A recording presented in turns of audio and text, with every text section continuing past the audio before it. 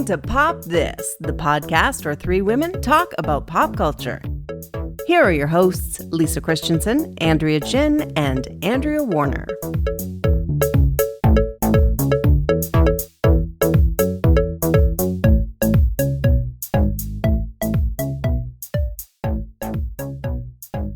All right, I have a summer question for y'all.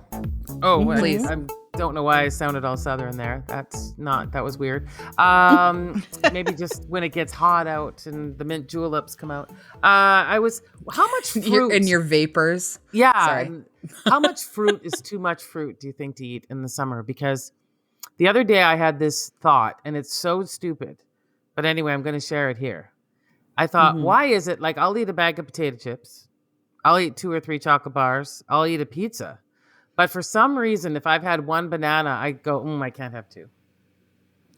And I look at the bananas and I go, I've already had a banana today. But now you're wondering how much is too much? Yeah, like but then when it's this season and somebody puts a box of blueberries out at work like they did today, I cannot stop. And I have no idea. Is there like some sort of fruit consumption that I should be concerned about? I think your body will tell you when you've hit the wall. Yeah. Okay. Sorry, go ahead, please. So I was just going to say, this is a podcast that fully supports intuitive eating. I mean, you don't want to. It's just, you don't want to have to rely on that because at that point, it probably is too late. That's true. Yeah. But I feel like all fruits are, it's like interesting in their own way because I understand about bananas, but I also feel like, for example, like cherries, watermelon, nectarines, peaches, like you can eat multiple a day. People are reaching for it all the time. And I feel like for me, summer is when like you poop out an entire blueberry. And you're like, oh, maybe that was enough blueberries for today. I couldn't even digest that one. That was just if one passes through there your were tract so many undigested. going on that one of them just made it through. Well, and I mean, like you're not like eating birds. Birds. Yeah, exactly. And bears, like you're not eating one blueberry at a time. You're eating handfuls, right? And some, and some as you're like putting it in your mouth, like some might just slip down your throat. And rolled from trachea to anus in 2 seconds flat, like and that's my weird sign. marble run. Yeah, and really what I asked you was, what's my sign? And now I know. There we go. Yeah. There we go. That's my summer. It shouldn't go in your trachea. Sorry. Esophagus, I guess, is actually where it should go. Because trachea to anus, that's a weird shortcut. Yeah. It's like, welcome to science now. Yeah. Oh my God. If you're getting your science and body advice from this podcast. Yeah, no. Oh, Don't. boy. Don't. Oh, boy. Yeah. But somebody, I saw someone tweet the other day, do I have a stomach ache or did Miss Frizzle just take a wrong turn? That's very good. That's very good. Yeah. I feel like I have not yet really taken advantage of good summer fruits. I like to just pull over to the side of the road when someone says that they're selling cherries out of their truck. And for whatever reason, I trust these truck cherries because they're always so delicious. Like I will, if you tell me you're selling something else out of the side, if you're I've got a bakery and I'm just selling you loaves of bread out of my truck, I don't usually pull over for that unless I guess it's at a market where there's a bunch of food trucks. Anyway, but it's one of the only white person. Yeah, it's just one of the only things where I'm just like, oh, you have a ton of fruit that you claim is fine to eat. Yeah, I'll eat it. I won't even wash it. I'll start in the car. I sometimes won't. I know. And it's, boy. I think about that sometimes. I'm just like, never. Also, don't forget, corn season is coming. And I bought that out the back of a truck before. Trust me, I will buy so much corn out of the back of a truck. And my grandma doesn't like peaches and cream corn. She only likes the yellow niblets. So, you know how hard it is to find yellow corn now? Oh. No. Just yellow? She does not want peaches and cream. She wants pure yellow corn. Yeah. It's What's super the specific. difference? Could not tell you. but for her, because she grew up eating yellow corn, this diversion to peaches and cream, real affront to her taste buds. Oh, So like- she easy. has to. What do you have She'll to eat drive? it if she has to. Do you have to drive to like Chilliwack or something? I guess. I don't know. Even those farms, for the most part, do a peaches and cream now. Like yellow is pretty passe. I don't know why. Maybe it's Doesn't look as I pretty don't in a know. salad. I don't know. maybe. I'm not really sure, but it's fascinating That's to me. so interesting that your grandma's racist towards Corn. corn. Yeah. No, I know. I was Yeah. gonna say I love like a lot of the different islands around like Vancouver Island, like all the little baby islands. Gulf Islands. Yeah. I'm like, what's the name? No, baby islands. Baby Baby islands. islands. Baby islands. Not a full grown island. No. Pender Island has two, not one, but two, like cheesecake fridges. Like, you know how there's a lot of the islands, they have the like eggs and jars of jams and you put your money in and you can just not steal Sure. a bunch of eggs and jams and jellies. And they have two from the same person, two cheesecake fridges. Delicious cheesecake. I But love that. I'm also just Oh, like, I will gosh, pull yeah. up to a fridge in the middle of the road Yep. and eat this cheesecake. Yeah. Yeah. Yes. Honestly, yes. I really I think this is great. I don't know trust if it. this says about us we're not discerning or we're just very trusting. I'm not sure which one. I think it says we like food. Yeah. But I mean, I guess Love food. But I guess the question is like why like we expect like so much higher standards of cleanliness when we order something in a Totally. restaurant or Yeah. go Totally. to a store. Yeah. And yet here we Well, are on the side of the road Eating eating cheesecake yeah. and cherries. I was But I in think- Mexico and I ate a churro that a family was making outside the back of their truck. They had a big vat of oil going and some propane. And Honestly, if you I ate are all traveling that. with a vat of oil and propane, you know what you're doing. And none of you are just Let's hope third so. degree burns, top to Yeah. toe. yeah. I mean, I trust you.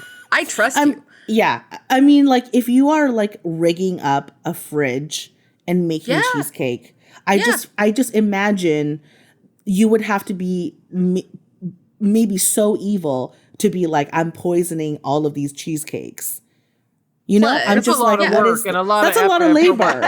Yeah. And I feel like, you know, you could do different things, like not cook a chicken and at a potluck if you wanted to kill people. I don't know. It's so much faster So much to faster. give people salmonella than to just give them like Buy a weird fridge. cheesecake. And buy a fridge, yeah. Rig you're it up on the road. Yeah. You're right, actually. It's the appliance investment that is the Yeah. question here. Yeah, no, Yeah. you're How right. much That's a how good much were point. these cheesecakes, by the way? Are you just trying to figure out if it will offset the cost of going to Pender Island? Pender Island? Yeah, for sure. If they're I think super it's like 20 bucks. discounted. Cheesecake I ever bought 50? was $150. What? No, I'm saying if I went Okay. over to the island. Oh yeah. Oh my gosh. Yeah. You gonna Like do 20 bucks. cheesecake tourism, Lisa? Is that what you're thinking? I love this idea. I really Cheesecake- like this idea a lot. I have bought pies on Gabriola. I went to Right. and some jam and the same way and some fruits and vegetables and brought them back and so far so good. But Yeah. When I was in Hawaii, there were pie fridges, this pie company, Oh, and love it was that. like a automat, and there was like a bunch of different pies, and you could like put your money in and get your pie out, and I loved it. It was great. Favorite. That sounds moment. like you an just drive around amazing with forks idea. and napkins in the back of your car, or would just in case you came They across a had forks. They had forks available, Wow. like compostable forks. So, I don't know if we had napkins. You know, whatever. I'm fine. I can like wipe my face with my shirt. I'm not that fancy. You're on vacation. What do you care? Yeah. Exactly. Like Okay. I'm covered in sand and I've likely been in the ocean. I can wash this off somewhere. Yeah, exactly. I mean, before you just said, I mean, when Lisa was like, "You're on vacation," I was like, I took this guy train home and was fully eating a slice of pizza with barbecue sauce on me. So I mean, I was not on vacation, and I was still acting like a woman with no behavior. So That's great though. Like that's expedient. You're making use of your travel time. Now I'm wondering if the woman I saw on the SkyTrain once with an apple gosh. and a jar of peanut butter, like a big jar of peanut butter. She like, was. Oh, no. She was, for sure. She No, was not like, Joanne. Yeah. It was Joanne. Oh my god! Years later, you came together on this podcast. Sorry to break Finally it to you. That was me. Finally had all your questions answered. She loves to get her protein and her fiber first thing in the morning. She brings her apple, she dips it in her peanut butter, and she's good to go. Oh my god! Because you know what? Then you don't need a utensil. Your vessel for the peanut butter is the apple. Right. Yeah, I know. It all makes sense now. Thank you. You're welcome. Honestly, I really love that we solved this. Because that's actually the one thing missing from the film that we're about to talk to is just you kind of wanted to eat. You wanted to see someone eat, but no one ever does because life is because plastic. they have no inner organs. And it's fantastic, but they've got nowhere to put their food. Sorry. And yet, somehow the dog can poop. I don't know, guys. I got questions about some of the biology of this film. I have so many questions about the biology of this film. Let's go.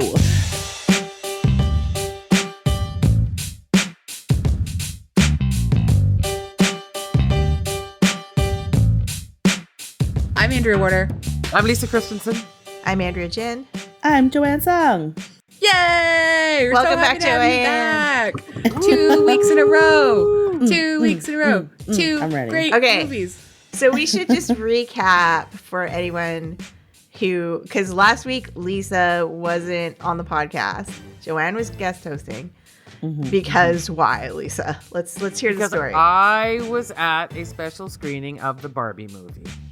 And I got early tickets because it was meant to open on the weekend.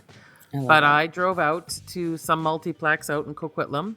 And for people listening in the Lower Mainland, that was a bit of a trek during rush hour. But, it was all worthwhile for the early screening. I got a Barbie poster and a Barbie Is it button. up? Oh, it's up at work. I love this. Wow. The poster's up at work. And I did lend the pin to a coworker who was going to the movie on the weekend, and she asked if she could borrow it. And in the spirit of Barbie, I thought, yeah, I'm going to help you out. You don't have anything pink? And I did have a pink blouse that I was wearing. And I'm shocked that you had something pink. I don't know if I've ever seen you in pink. I know. It was the weirdest thing. I went to Winners, and turns out the pink blouse I bought is actually from the Nicole Richie collection.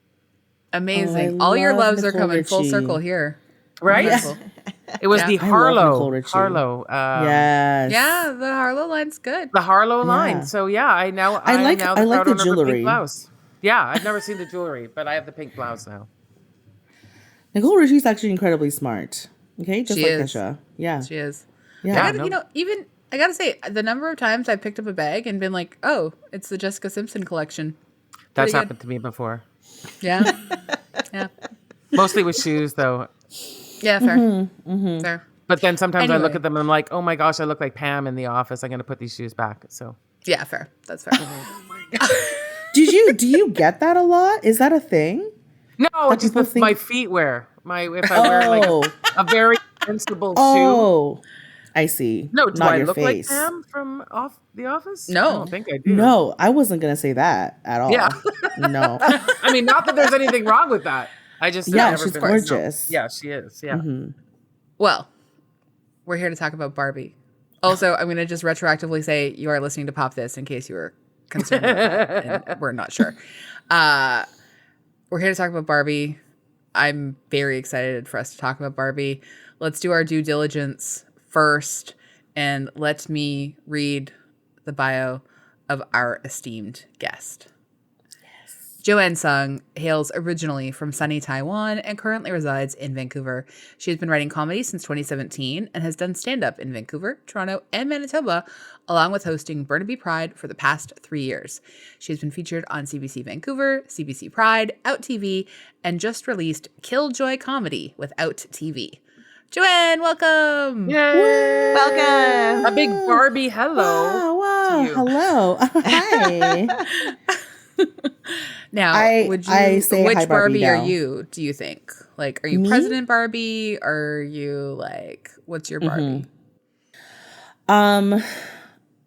I am the Barbie that forgot she won a Nobel Prize for writing. I love that Barbie. Yeah, That's I great. am the. Yeah, I want to say what I wore yesterday to the screening was like pink shorts, a pink tank top, and a ball cap because I did not prepare my hair situation. So I want to say like yesterday I was like sporty Barbie, you Nice. know? Very nice. Yeah. If like walking was the sport. Yeah. Look, sometimes walking is the sport. If Like, like say you- beach was a job. Yeah. Yes. Beach Yes. job. If beach Yeah. was a job. Lisa, which Barbie are you? From the show or just in general? Like either or. I'll take either. Or real life. I mean, I'd like to be lazy Barbie, just in a chaise lounge. That you get the Barbie in the box with the chaise lounge and put her in that, and that's kind of where she stays. And any kind of thing you want to play with her, it has to involve her, like, I don't know, watching Netflix or had a hard day, and she's just relaxing. That's lazy Barbie for you. She's been busy. That sounds great. AG, what? Oh, AG has her Barbie that she Barbie. is. Oh my Yeah. God. I was my like God. all prepared Colin- to come on this podcast because last week I talked about it, like how I never had Barbies really growing up, and I don't So have you any went point and of got reference. No, I realized halfway through the week that I actually do have a Barbie as an adult. Does anyone recognize this Barbie? My nephews bought her for me. She looks like She's a figure so skater. beautiful. Is she? Yeah. This is the Tessa Virtue limited edition Barbie Oh, wow. with her like iconic I remember. 2018 Olympic Yes. outfit with the low cut back And she's got the ice skates on too. and the ice skates on. And so, yeah, I'm an adult that has a recent Barbie, actually, thanks to my nephews. I love that. Wow. That is Yeah. so beautiful. And she's got a stand and everything. Yeah, she's got a display stand. Yeah. Because she doesn't have flat feet. And so she cannot stand. Wow. Incredible. Incredible. I thought I'd impress all of you. Very That's much. very impressive. I want to say though, sorry, sorry. go ahead. I was just gonna say, like, weirdly, and I don't know the name of this Barbie, but I really thought she was wonderful and lovely, and in the movie, she's like the fattest Barbie. She was so stylish and so wonderful, and I don't know who. I'm trying to look for her name right Barbie? now. Yeah, Fat Barbie is great. I'm looking for her name right now, but I can't find it off the top of my head. But I love Fat Barbie, and I was so happy that she was in this film. Yes, and I want to be like, sorry, was there actually a plus size Barbie? Because why didn't I get to play with Yeah, her? I had that question as well. Do they make different body shapes in Barbies Well, now? they started to introduce different body diversity a little bit, like a few years ago. I don't know how well it has taken off or not. But I feel like like I know they had a couple of different Fat Barbies in this one, but the Fat Barbie that had the most talking and most lines and greatest outfits. Yes. And Yeah. the actor's name is Sharon Rooney. The actor's name. Oh, Lawyer Barbie. Lawyer Barbie. There we go. All right. You want to be Well- Lawyer Barbie? I guess. I mean, I did when Yeah. I was like 5. I told everyone that I wanted to be, I wanted to be a lawyer and a like a clothes buyer, like a personal shopper. Like those were my two gosh. careers, and people told me that I couldn't do both, and that I probably also could never be a personal shopper because it wasn't a job, and that I would just have to be a lawyer. But I wasn't really that good at like law stuff, so. It's fine. I found poetry in grade 5. I was fine. Yeah. Yeah. I mean, also personal shopping is literally a real job. Yeah. And now I know. Well, I mean, movie. now it is. Now I know. Yeah. Yeah.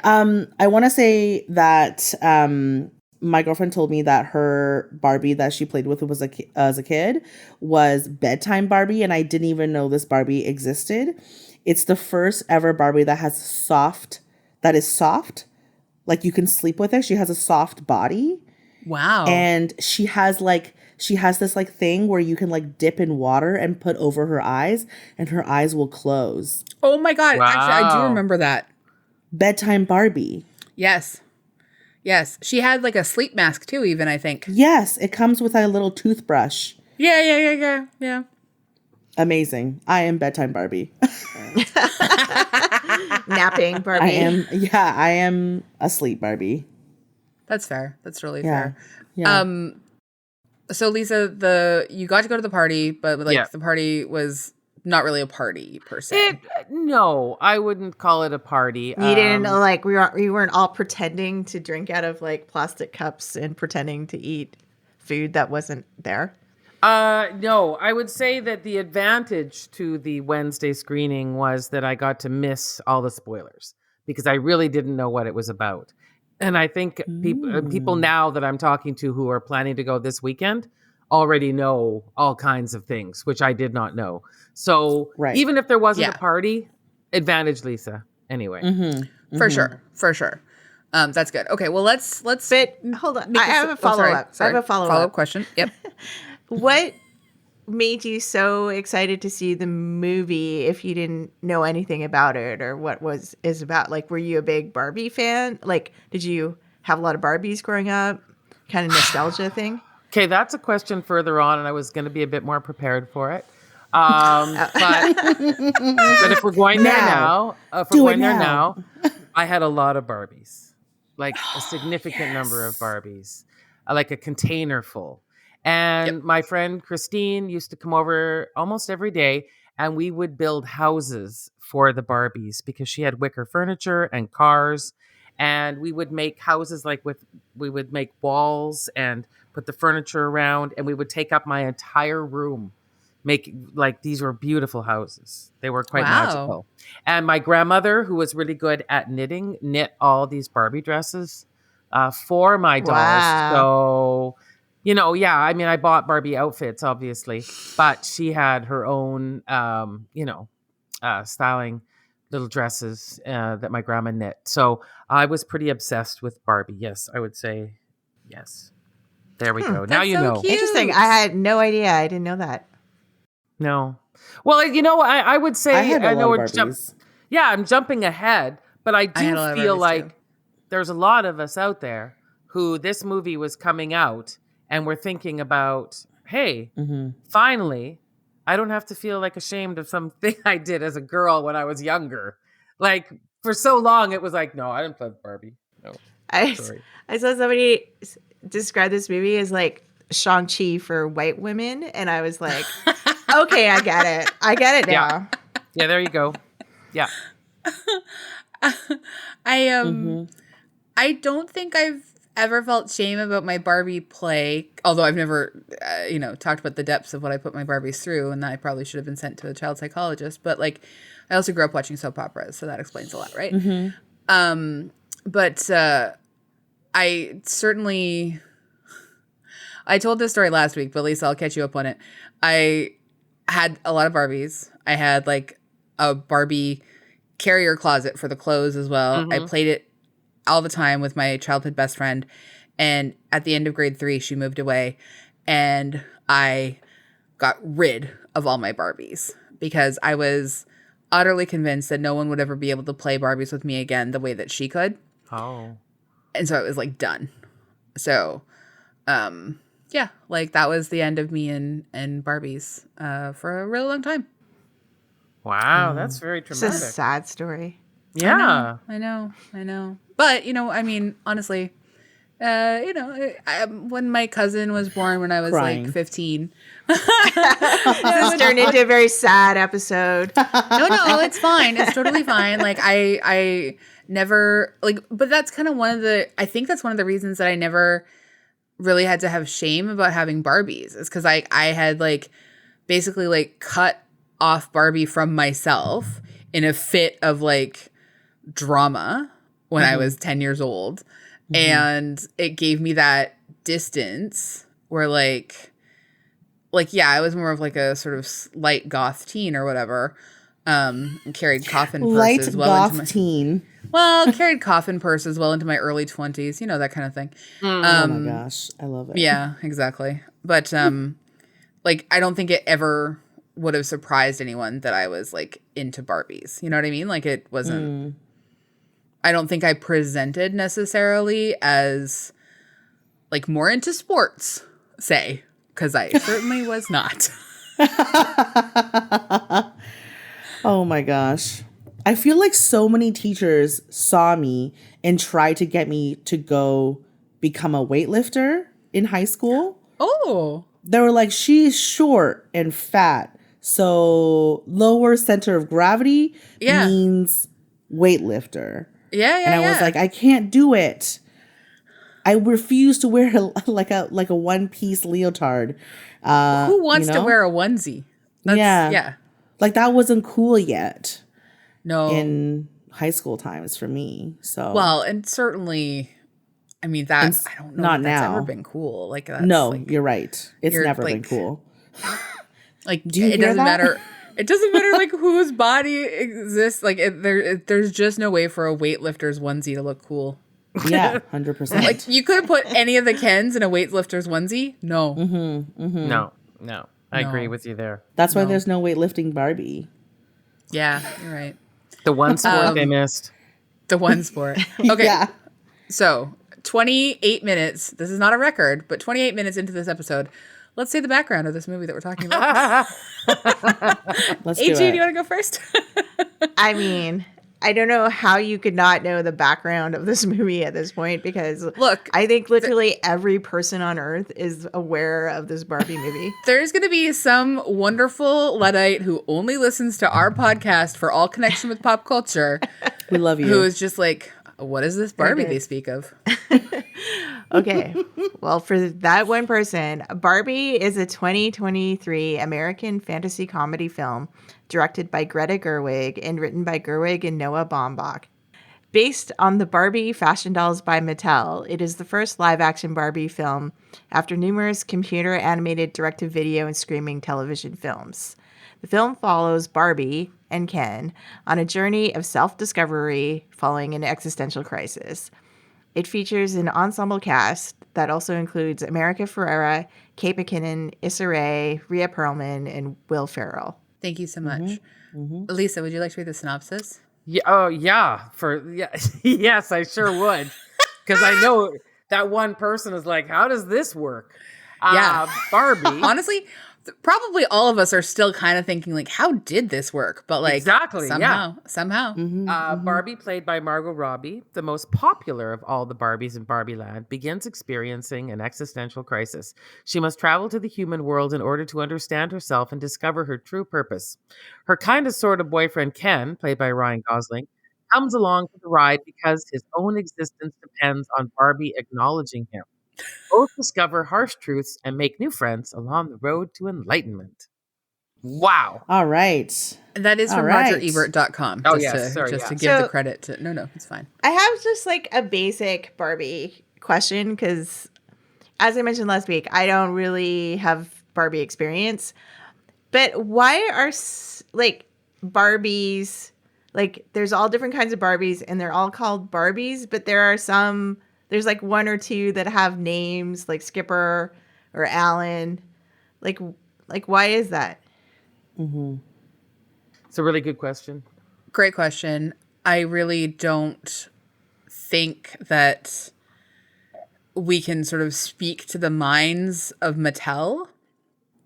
You know what I mean? Like they wanted to, you know, give Barbie a bunch of different jobs. And then eventually they decided that Barbie was not just one Barbie, but Barbie was a multiplicity of Barbies. Because I think originally Skipper was like the younger sister or whatever of Barbie. Alan, apparently this friend of Ken's. And you've got these like sort of Midge, the pregnant one. You know, Oh my God, my favorite. yeah, incredible. And like, I feel like this idea that everyone is a Barbie and everyone can be a Barbie came later. I feel like that's sort of a thing they decided when they were like, oh, our Barbies need to be like more representative and more representational and need to have different abilities and have different races. And, these like, I feel like they did that and said, these are all Barbie. Even though there's still a hierarchy of whiteness and blondness in the Barbie world, since Margot Robbie as stereotypical Barbie is the most popular Barbie for no reason other than she's white and blonde. You know what I mean? Yeah. And beautiful.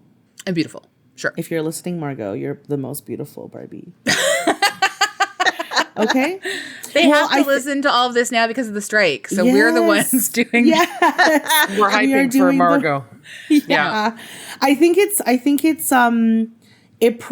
want to say that it was all these characters were probably made to create like you said, like a narrative, like a story for her to have this life, and then to create shows, storybooks and things that there is, because she just existed by herself as this doll Barbie woman. And then I guess if she has some sort of like love interest, a family, sisters, community. It becomes community. Yeah. Like she has these, because I think then all the other like quote unquote Barbies of other races and professions, they're all part of the same universe. And like Barbie is the like baseline of their race. Yeah, that's not what I want to say. That's not what I want to say. Molded plastic race. Yes, but that is, and she is called stereotypical Barbie, right? So she's like prototype Barbie, and then things went off, right, and became more interesting. Yeah. And I mean, obviously, like because like we're not going to gloss over the capitalist sort of nature of Barbie, but like these are great cash grabs. Like we know, like that's the thing that gets me so vexed about when magazines say that only a certain type of face and a certain type of person sells magazines. You have the numbers to back that up because you keep reinforcing that particular narrative. And when you decide to actually like be more representative, like more people, like they're tapping into untapped markets so far, because like there are a bunch of people who are going to buy astrophysicist Barbie or are going to buy, another Barbie that sort of identifies more closely with like their own kids' identities, like it's crass consumerism, but like it weirdly ends up becoming like an inclusive capitalism. Can I that's really just not say, the right word, but I want to put this out now ahead of time. Today I read that they're making a Polly Pocket movie. Yep, and they sure are. Lena Dunham's going to direct it. Yep. Oh. And Lily Collins is starring in it. And I'm just going to tell you right now that I have no appetite for anything else. I feel like Barbie has a certain mystique and charm and is old. And that's why it's interesting. Polly Pocket does not have from what I understand, an interesting backstory. The woman who created Barbie is fascinating in her own right. So I'm sorry. Go ahead and make your Polly Pocket movie. I get we will not be reviewing it. We will not. We will not. And somebody said to me recently, "Why are movies just about things?" They made the movie about Air Jordans. They made the movie about the BlackBerry. And I'm like, yeah, if there's an interesting story that goes with the thing, make a movie about it. If there's not an interesting story about it, then don't make a movie about it. So you're not going to be into this is the beginning of the Mattel cinematic universe. Yes. And you're not having it, Lisa? You're not having it. I'm here for this one-off. If they try to push me, is Polly they are going to try and push you. They are going to try and push Polly you. Pocket is Mattel. Yeah. Oh. No, this seriously is. They're starting a Mattel cinematic universe. Yeah, I saw that. Yeah, gosh. I know. And I just feel like it's missing the point. There is a really interesting story about Barbie. It's had a legacy. Yeah, 100%. I agree. I stand by you. Yes. I want to know how each of you felt about the Barbie film. Like, so Joanne, I want to start with you since you're our guest. Oh, I'm Did honored. it? Did I it? have so Did many it? thoughts. Did you love it? Did you hate it? Did it live up to anything? What's your take? I think I really enjoyed it. I really did like it, but there were so many moments that I thought were bad, just not good. And just like missing, I think. Like one that kind of stood out to me was the scene where they're in the real world and they're passing by a bunch of construction workers, and they approach and they go through all this and they're like, oh my gosh, they're like kind of catcalling her, being like whatever, and she's very confused. And then at the end of it, she's like, I don't have a vagina. And then Ken's like, I don't have a penis. And then the men are all like, okay, that's fine. And I think that was so funny because I feel like they have no idea what she's saying. And I think it also speaks to how men will engage with anything or anything that looks like Margot Robbie, even if she had no genitalia, you know? Yes, for like, sure. Yeah, they're like, oh, what? We don't care about that at all. Yeah, but they don't care. Yeah, and I thought it was so funny. I didn't love the joke about smallpox. Nope. I think Didn't was think really that hit at all. That did not hit. It was very off color. I think that I understand that this kind of, like it wants to be this radical feminist empowerment kind of deal, but I feel like the joke was not great in the sense that not just because of the joke, I think it was also just the fact that it felt so out of place. Because I think what she was trying to say was that she was trying to compare patriarchy to like another group that was like powerless or defenseless. And I want to be like, oh, the indigenous people were not powerless or defenseless. They just didn't they weren't prepared for that, And I think that if you wanted to compare to something, I'm like, you could compare to like puppies in a kill shelter or so, and that would be there's so many other funny. There were so many opportunities. They needed you to punch up the script, dude.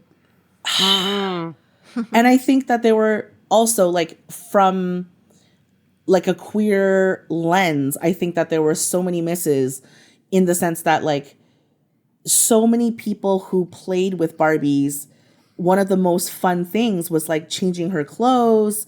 And if you had a Ken doll or any other Barbie doll, you could change clothes or even make your own clothes. And I think that was one of the things that was so queer about Barbie is, like switching the clothes or making two Barbies kiss. And I think that would have been so funny if they had two Barbies like in a scissoring position and then they were like confused about what they were doing, because it was the same thing of like when Margot Robbie is just like flopped over, in a very kind of like the way that Barbie would move.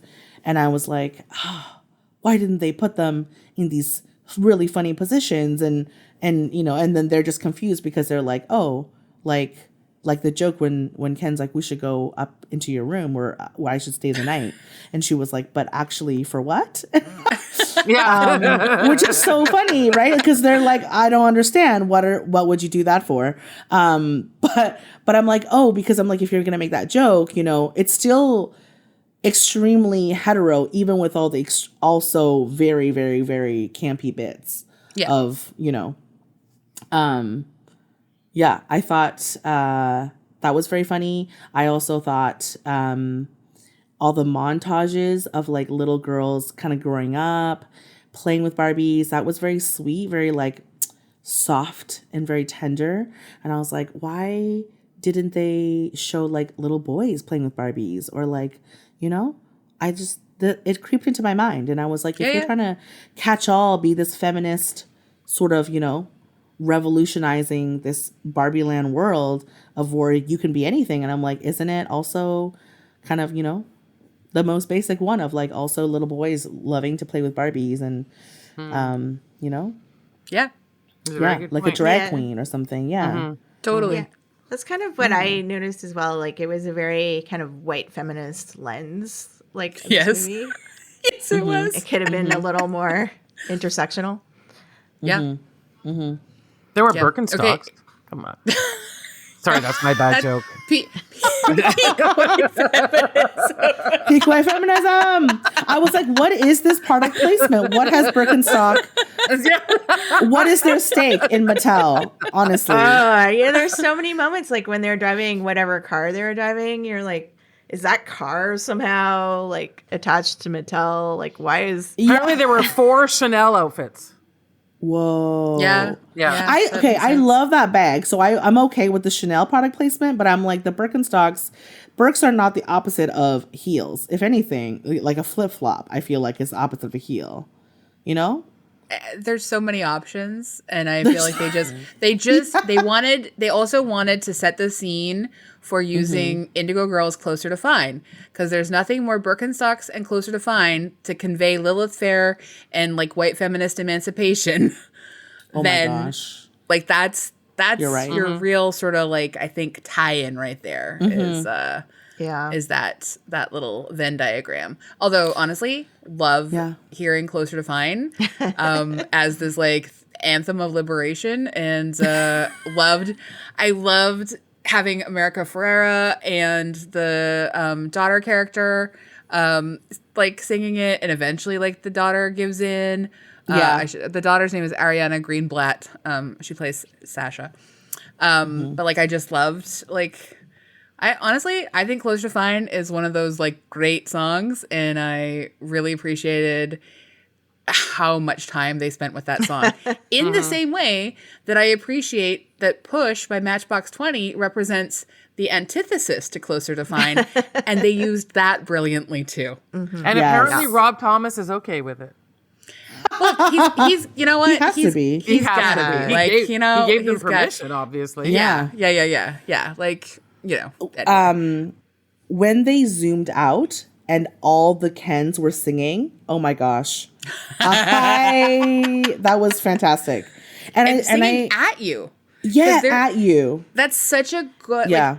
I think most people have been sung at by someone at some point in their lives. Not me, thankfully. Not me. Okay, I'm okay. Well, I have not had that chance. I just like, look, it could happen to you in the future. You just don't know. Like, you never get to predict when you're going to be sung at in like a really like just soulful acoustic strumming, making eye contact way. It's like, I'm uncomfortable. That kind of touches on like one of the things I was thinking when I was watching. Like I surprisingly enjoyed the movie. Like there's a lot of funny moments. Yay! And, you know, like it was, but it kind of felt Trails to me off in some parts that like it was more a movie about Ken, and Ken was like, he got so much emphasis in this movie. I found that so surprising, and like got like all these funny moments, got this amazing dance number. Like he was just so elevated in this movie. And it just felt a little curious to me. Like it didn't feel like Barbie was the star of this movie. Yeah, he definitely had a big arc, you know, or like a big transformation. But then Barbie's arc is connected to the fact that Ken realized that the patriarchy was really awesome. And then we have But not about horses. No. if it was about horses, it would be more awesome, I will say. I mean, that's actually also one of my difficulties with like, I like this movie. I think there are parts of me that love this movie, actually. There's this whole other brain of mine that's like really frustrated that we spend so much time on Ken's journey, and that I feel like the movie kind of falsely equates a matriarchy with a patriarchy, and that's a false binary, and that's actually something that the patriarchy does to like nullify attempts at equity and equality. Like that's just like it's so frustrating to have a movie like this force Barbie to at one point in the film, she apologizes, and it's fine to say, like, it's fine. I think it's fine for Barbie to say, like, I'm sorry I took you for granted or whatever. What the part where I kind of was really mad is when she apologizes and says that she could have, not every night had to be a party night for her friends. But like, what is she owes him nothing. Right. She owes him nothing. And she spends so much time doing the emotional labor for Ken. And then the movie, like the audience was doing things like saying, "Aw," like that Ken was so sad that Barbie didn't want to be his girlfriend. And like, I am not going to be part of this idea that it's sad that Barbie friend-zoned Ken when she's so clear from the very beginning of everything that like, she's not interested in this. This is not for her. And I don't know why the movie spends so much time. But like, why Ken gets charisma, but Barbie doesn't. Yeah. That it's himbo representation. Because you're right. Like in my screening too, like all the spontaneous applause and everything, every single time it was for a Ken thing. Well, you got to admit, Mojo Dojo Casa House is pretty funny. I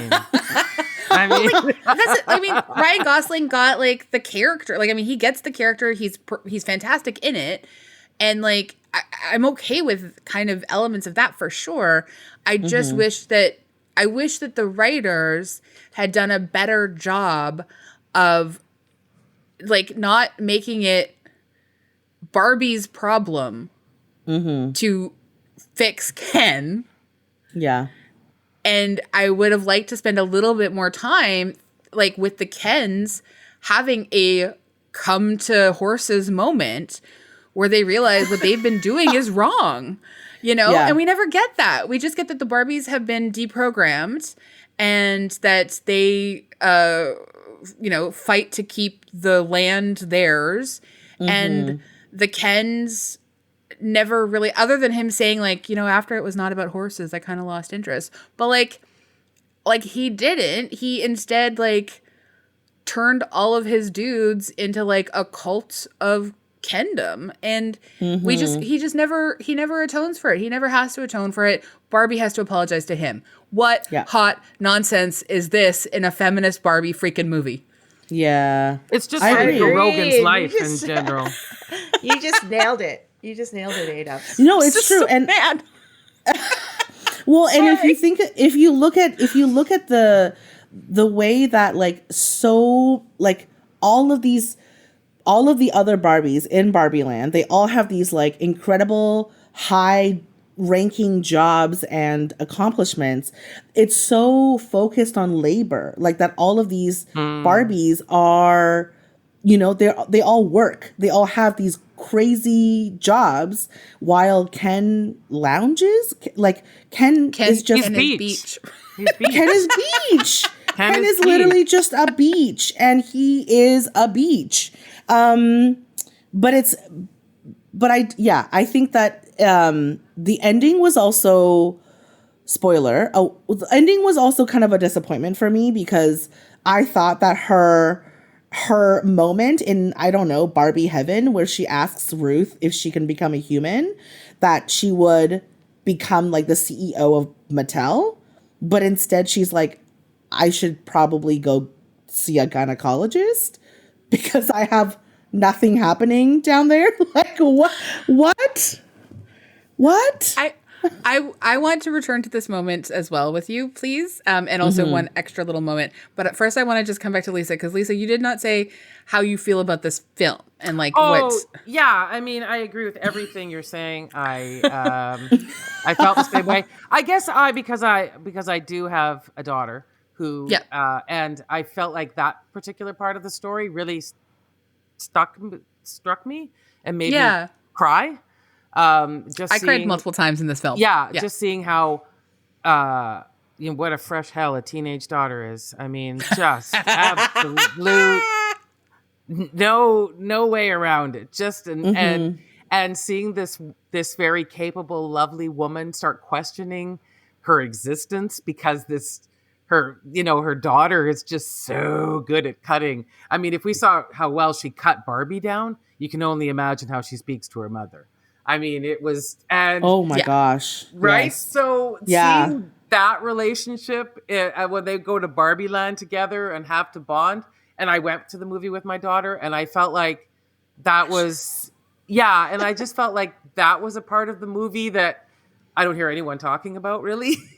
And I wish they would though, because I'm glad you are. It's kind of fair because there's so many bigger things going on. But I think also that big speech that America Ferrera gets is a lot of that is inspired by being a mother and being so completely cast aside, and that's kind of what happens to Barbies too. They get cast aside, and the creator of the Barbie, she invented that doll for her daughter, named her after her daughter. Yeah. Right. That's where Barbie got her name. So I just felt like there was that part of the movie really, really struck me. But I agree with everything else you're saying.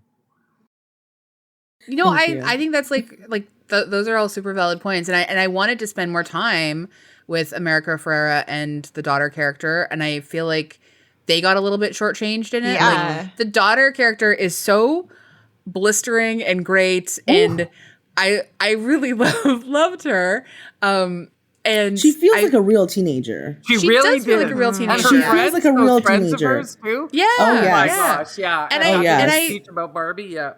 And I feel like I feel like she like really comes into her own, and that's fine. And like, I have no problem with sort of like her deciding to like stand up for her mom and for Barbie and stuff like that, and like, want to fix this world and how it's sort of it's all a mess now, and like patriarchy is ruining everything. Like, I think that's great. It's the weird slide into like pink dresses and like just like take like you know what I mean? Like, I just you can show so many things, and wardrobe is so important in this film to these characters. Yeah. Like, you're already forcing this character to kind of like, she gets to make all the speeches about the consumerism and the environmental damage of Barbie and all these other aspects of Barbie, and then she gets to sort of make those statements. So at least she's said them, but then we never really encounter her politics again. And I think there's just space for more nuance there. I agree. I think that it was interesting to go through the montage. I mean, like, knowing that when it was going through the little girl playing with the Barbie, like when Barbie was having a vision and she was like seeing the young America Ferrera, and so we thought that the daughter was her, but it was actually America Ferrera playing with the Barbie. And I think that there was also a moment, because it sounds like, the reason that she was having this existential crisis is because she's been like thinking about Barbie and she's been like playing with Barbie. And I'm like, oh, there could have been a moment where you talk about how Barbie isn't just for kids, or how adults play with dolls as well. And I'm like, and also it seems so interesting that she went from, casting aside her Barbie to she now works at Mattel. We don't know. Where is that journey for her? That journey, like that's nowhere. And like, what is her job at Mattel? She's just a receptionist on the top floor? Like, I think she's the executive assistant, because the guy, Will Ferrell's character at one point says, is that the woman who writes things down for me? I believe is how he refers to her. I forgot. So, oh my God, my job. Perfect. Yeah. I think... Yeah, no, I was just gonna say, I think like I like the mother-daughter relationship in that case, and I think that was really strong. The place where Rhea Perlman's character has to say some weird line about mothers standing still for their daughters to get far away from them. I'm botching it, but like it felt very weird and out of place, and it did not need to be there. But I loved I personally, I know some people didn't, but I personally loved this idea where Barbie says to her, I don't want to be an idea anymore. I want to be real. And that's actually kind of metaphorically the goal of feminism, is to take women from being ideas and being real people. And Yeah. I love that as Barbie's ending because that's great. I also like, even though the gynecology line is fun in a way, I would have just been so much more.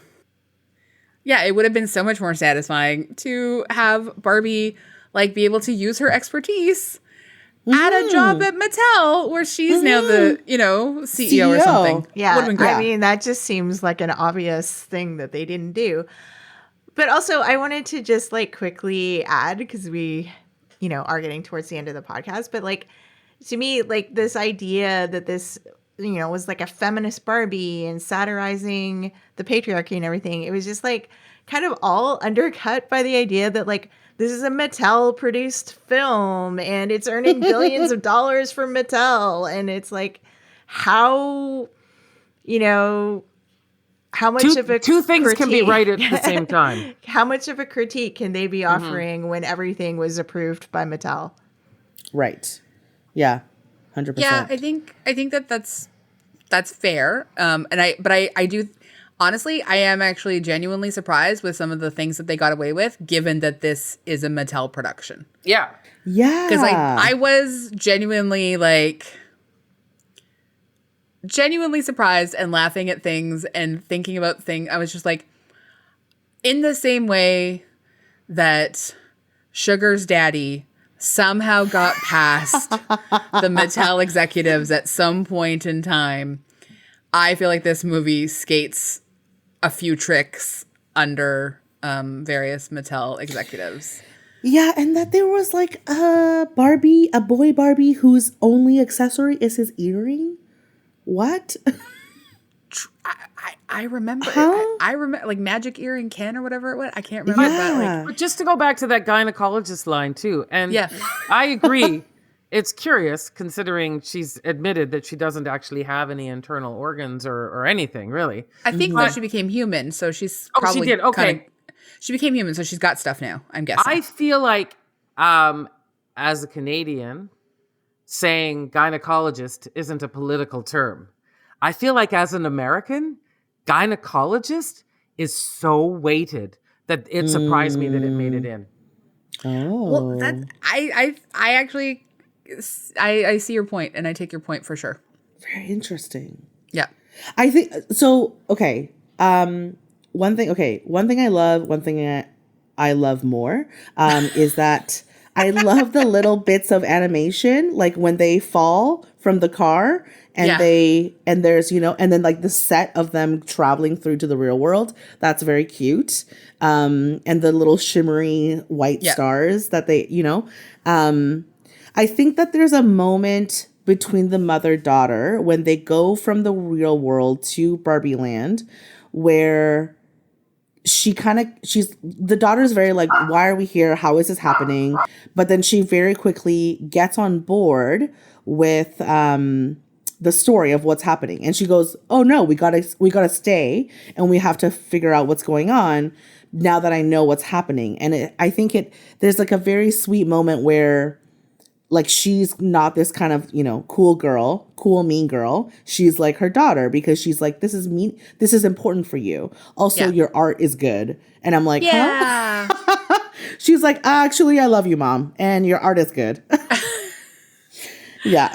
Yeah, that was really sweet. That was really, really sweet.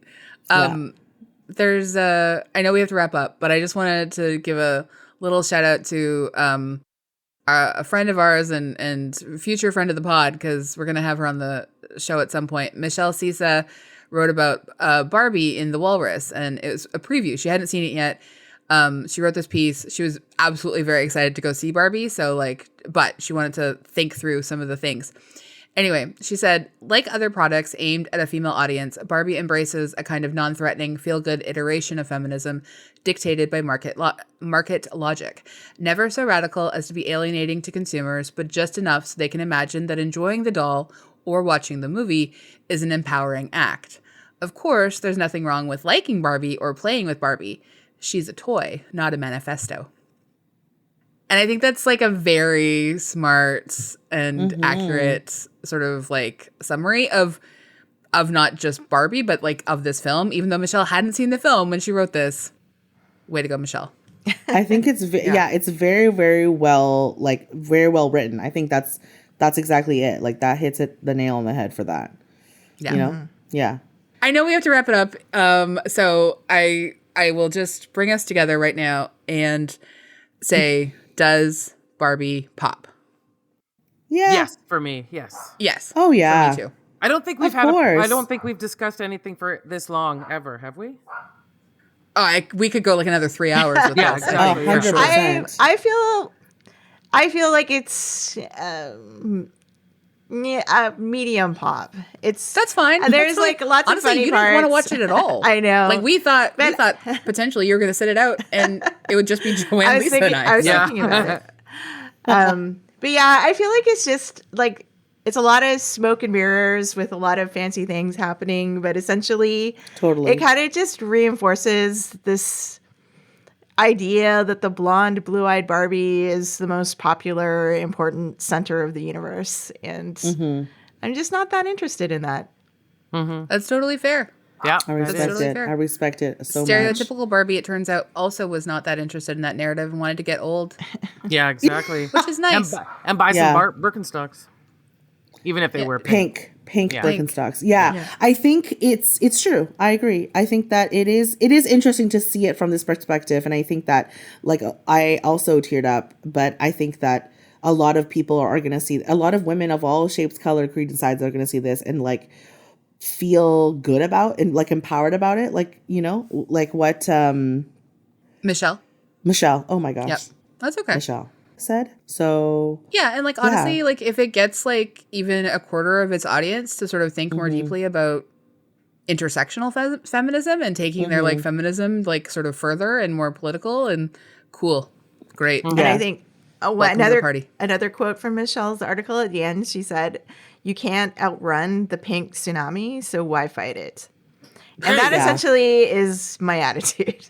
I was like, that's you, AG. Yeah. That's you. You were like, all right. Yeah. I'll just do it. run Yeah. at this plastic wave. Yeah. Yeah. You know? I mean, but it was a softer landing than you expected. Like you thought you were going to hit your head and bounce back and be beached. You weren't beach. Yeah, I wasn't. You were beached wave this time. It's kind of like Will Ferrell's character. It's like a big essay on the like man baby, you know? It's too The much, like man, baby. the tantrums. Yeah. Yeah.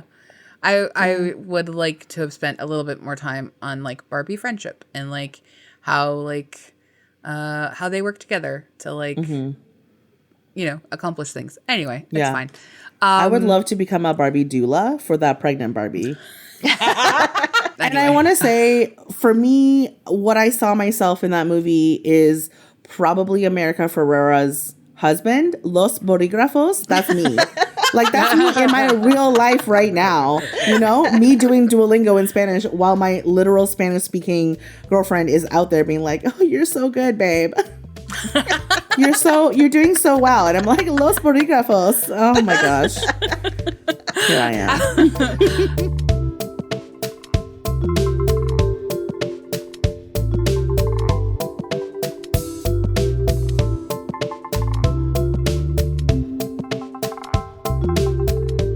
Well, we love to leave our episodes on something else that we recommend.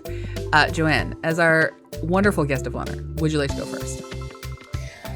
All right. Okay. I would like to recommend, I'll recommend two things because there's two things that I'm starting to do. Before the Barbie movie started, there was a trailer for the prequel to Hunger Games. And I am very interested, and I think I'm going to recommend that book. So I've just started it. But I'm very interested. The other thing for the locals, is Winter Bear on Denman. Incredible, like Korean bingsu place. I have had many shaved ice places in my life, or many bowls of shaved ice, I should say. But this particular place is just incredible. The composition of the bingsu, the cereal flakes at the bottom, the piped cheesecake instead of like a block of cheesecake, it's perfect. Wow. It's perfect. Yeah. Winter Okay, Bear. fine. On I'll go to Denman. Denman. Like you have the never West End. been. I don't go there often, but I work downtown now, so I was just there. Oh, Sounds you very mean the good. street? Okay, that's thought much the easier. island? Yeah, Oh no, wow. Denman, Denman Street. Street. Denman Street. Wow. Yeah. Yeah. I never We can go make there an island either, trip so. anytime. Yeah. Those are my Amazing. recommendations. Thank you, Joanne. That's great. Lisa, what about you?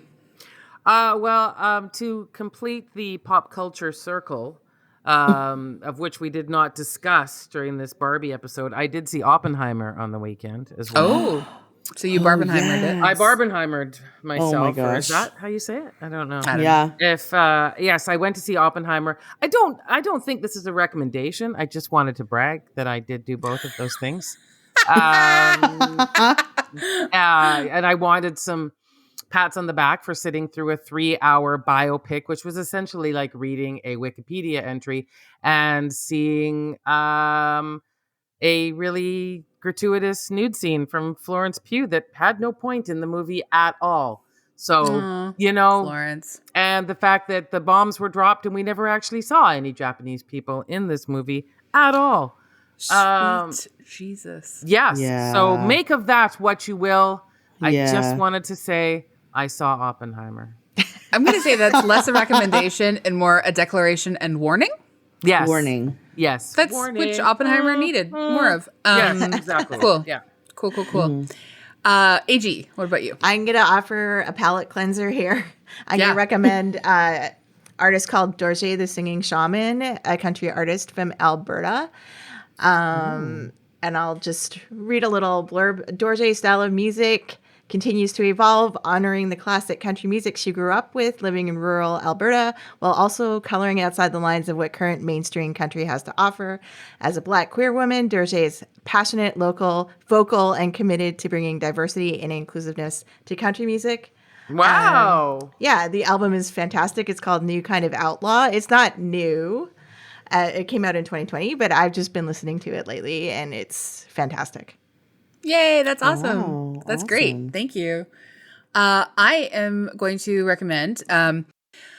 So sad news, but we're recording today, and today is the day that we found out that Sinead O'Connor is no longer in this world. And so I would like to recommend that if you have not spent time with Sinead O'Connor's 1990 record, I Do Not Want What I Haven't Got, get in there. It's beautiful. It's flawless. It's incredible. I think it's just a really incredible record. I also, if you want something that's like a bit later in her discography, I really recommend her 2014 record. I'm Not Bossy, I'm the Boss. It's her last album. And it's so good. It's really personal. It's heartfelt. I was really lucky to be able to interview her and talk to her about the whole record and go through it step by step. And there's this one, like there were 3 songs that she said on the record that were like truly the most personal to her. And one of them is called 8 Good Reasons. And so I recommend listening to that as well. Nice. Can I add one thing? My favorite Sinead O'Connor song is called Troy, and it comes from her debut album. Highly recommend if you're giving something a spin tonight, let that one send you into the heavens. Yeah.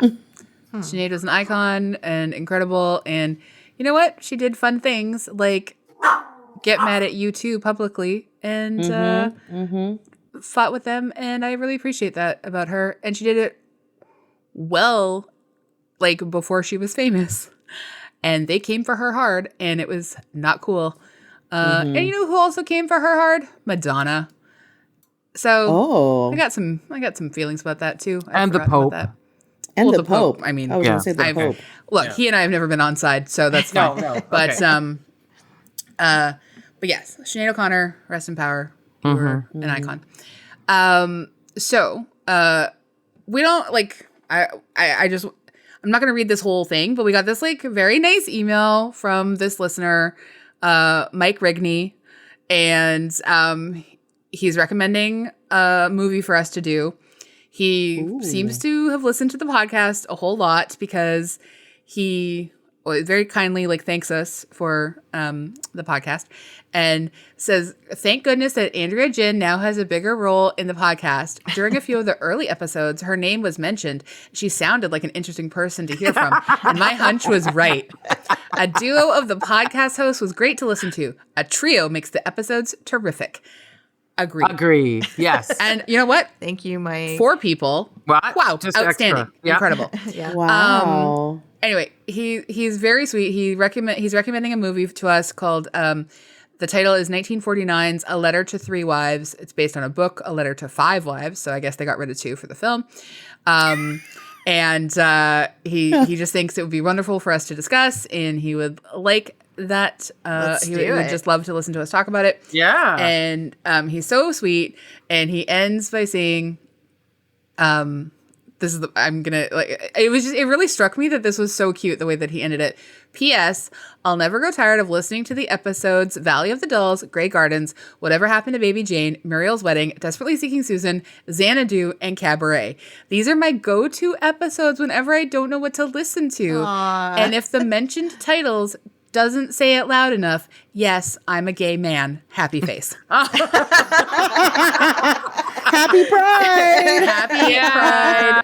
Mike, Mike, thank you so much for messaging us. That was a delight. Only everybody and, was though, Mike. Thank you. Oh my God, love it so much. If you'd like to email us It's and so then nice. have me talk about you, popthiscollective@gmail.com. And thank you everyone for listening. You can rate and review us 5 stars. 5 stars. Oh, and we thank should you. mention Yes. we're taking a bit of a break for August. Oh yeah, We're gonna repeats be for August. Sorry, bringing back some classics. they're honestly they're good classics. Joanne's Yeah. one of the classics. Ooh, Yes. Here Yeah. we go. Yeah. I love being a classic. You are. You absolutely are. But yeah, we're taking August off, and we'll be back with fresh episodes. September September. 6th. Yeah. Yeah. Awesome. And just wanted to add to Mike's note. Thanks to Andrea Gin for being our co-host and producer. It's it's an amazing gift every week. So I thank you. feel Truly. so loved. Thank you. Thank you, Joanne, for joining us. Yes, it was so great to have Joanne. you 2 weeks in a row. Yeah, How lucky are I've we? loved Oh my it. God.